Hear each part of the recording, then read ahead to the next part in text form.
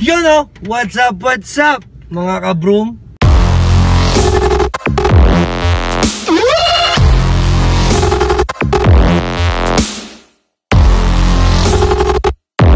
Yes, andito na naman tayo, panibagong review. And guess what? Ang re-review natin, ito ay secret. Huwag kang tumawa dyan, cameraman, di pa kita nire-reveal eh. So once again, syempre may kasama tayo, isa sa mga HB. At alam nyo na kung sino yan, malamang mamaya papakilala natin yan. Pero sa ngayon, papunta tayo ng Marikina, kasi nandun ang i-review natin. At tayo mag-review ng steak. Yes, you heard it right, steak nga, kamo. Gugutom ka na yata, cameraman eh. So, ang steak na to ay hindi mamahaling steak, so magugulat kayo. At ang ganda ng setup. Basta, papakita ko sa inyo mamaya sa montage. So ayun na, papakita ko sa inyo ang kasama ko. Representing Charang! You got it right. Yeah. Pakilala ka. Once again, Jay again. Kuya mo Jay. Kuya mo Jay. Kuya mo Bloom. Kaming dalawa lang sa ngayon. Kami lang din ang cameraman ng isa't isa. Oh, no choice. Kaya we have to do this in our own way. So, pero no worries about it. So, we'll try our best to give you the best review that you need to know. Para kami mga hold up oh. Yes. Sura namin oh. Ano, pasukin na ba natin yung bangko? So, I'll see you there.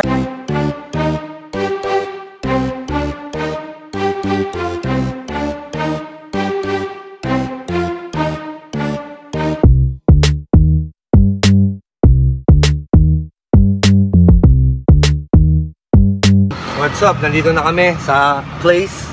Ito na po siya, Steak of Grill. Nakikita nyo yung buong lugar mamaya pag minontage ko.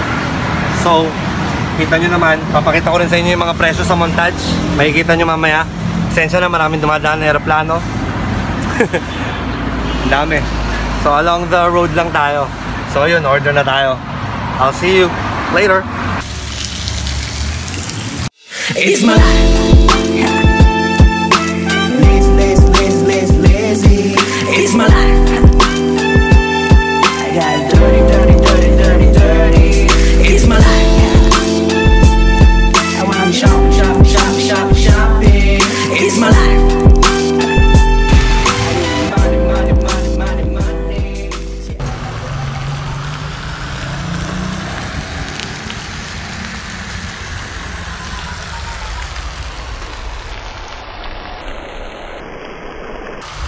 Money. It's my life.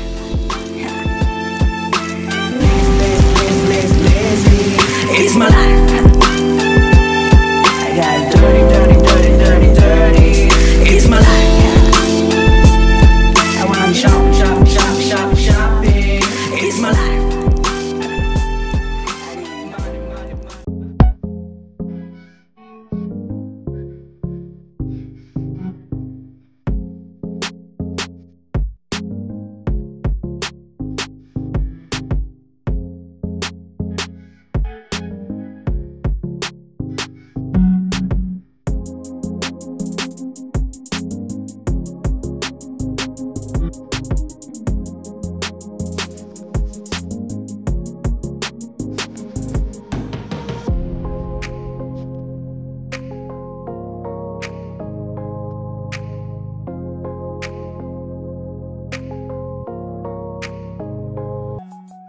So, ayun o, dito na po kami.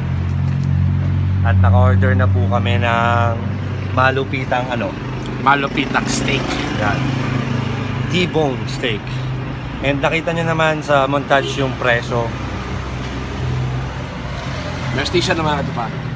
So, ano masasabi mo sa presyo? Actually, mas mura yata siya ngayon kapag sa dati. Hindi, mas mahal. Mas mahal siya.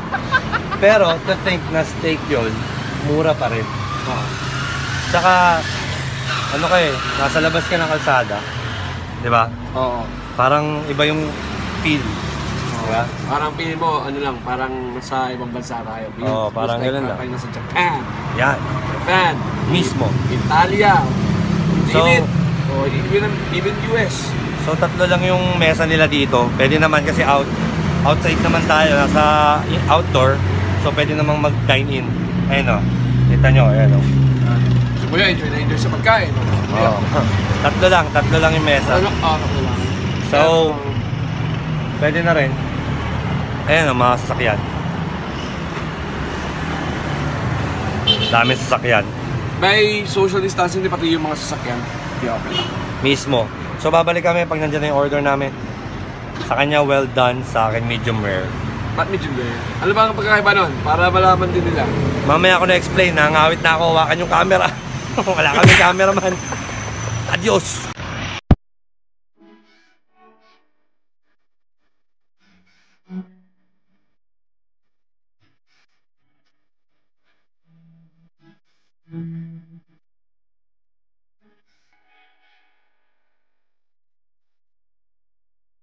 Yon, what's up ulit? Nandito na yung order namin ni Kuya mo Jay. Ayan, kita nyo naman, nandyan yung order. So, halika na't pa simulan na natin ang taste test. Pero, pray muna tayo. Lord God, Panginoon, maraming salamat sa lahat ng blessings, Lord God. Yung pagkain na nasa harap namin. Naway, ito'y magbigay kalakasan para sa amin, Panginoon. In Jesus' name we pray. Amen. So, let's start.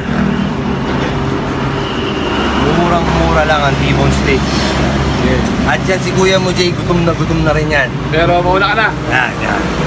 Ikaw kasi medium rare yan. Kasi magkaiba to, guys. Medium rare sa akin. Sa kanya, well done. Well done. Pero mamaya, papakita niya sa inyo, ang well done. Ito lang ang gamit kasi nasa, ano ka lang labas. So, sana mahati ko. Ayan. Wala mo ng gravy.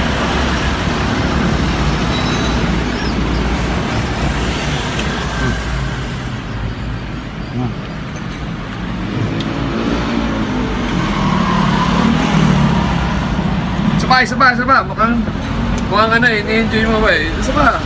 Lapit mo konti para marinig ako. So yun, yung walang gravy siya, pagkagat mo, juicy siya Hindi siya nag-dry.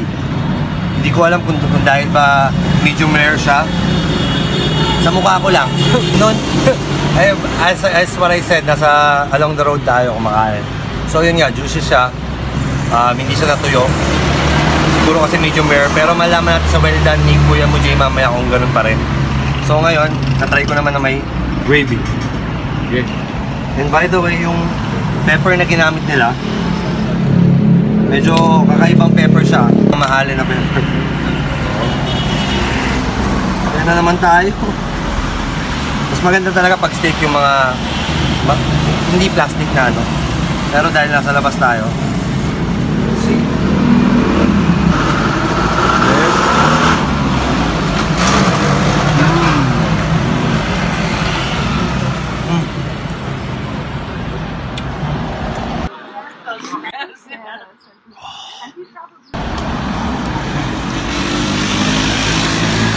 Ano masabi sa gravy? Ano masabi sa gravy? Yung gravy niya, hindi siya masyadong thick. Hindi rin parang palatubig na. Tapos, ano siya parang siyang pepper gravy na ganun. Lasa mo yung pepper Sakto lang ba yung love note tsaka yung yung lapot? Oo, sakto lang. Mag-interviewer na to si Kuya mo dyan. Yan, ko lang. Tapos meron silang corn. Yes. Favorite yan Ayan yung rice nila.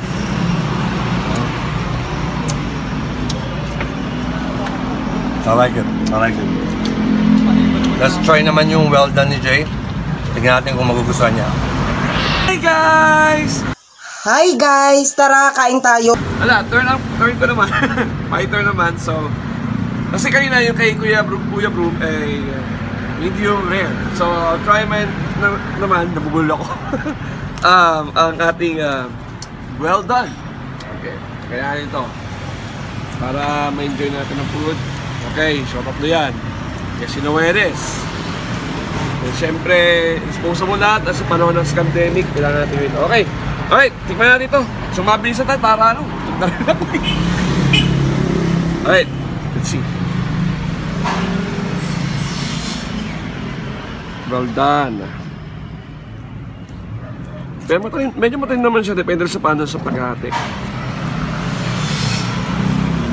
So, subukan natin ginawa ni Kuya Bro.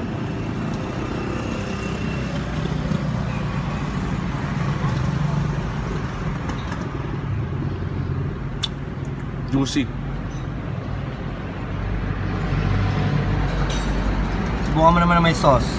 Yung may gravy naman, syempre.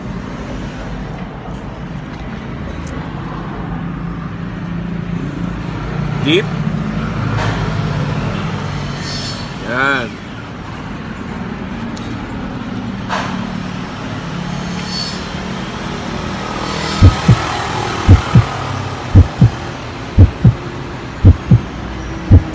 Nakalimutan mo na pangalan mo? Mukhang malata ka dyan, magiging pangatlo yung baba ako nito. Sarap pare. Siyempre, hindi mawawala ito ba? So, kain na tayo? Tama to, kaya na tayo!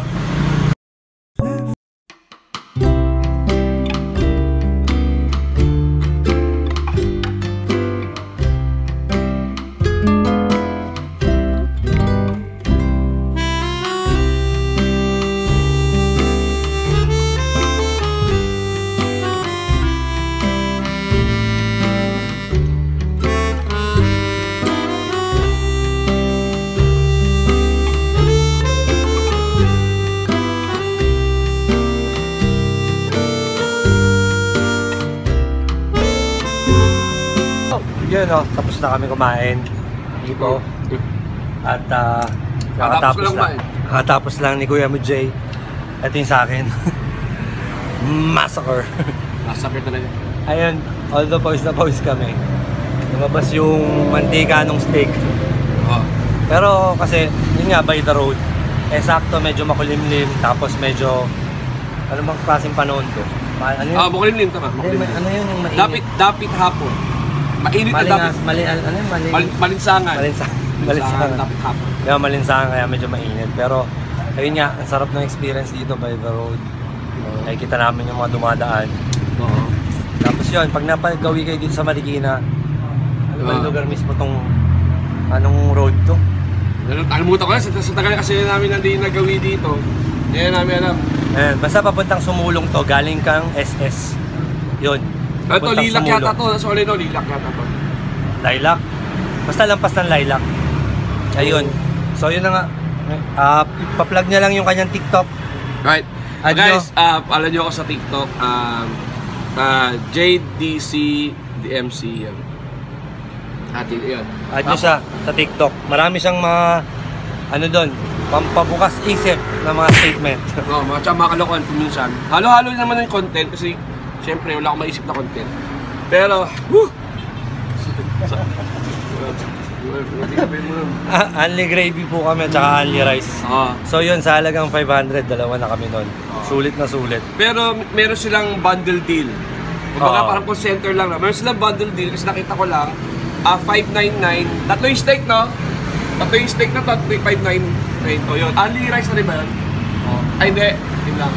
So yun. Kapag gusto nyo mag-add-ons ng only rice, only gravy, 50 pesos lang each person.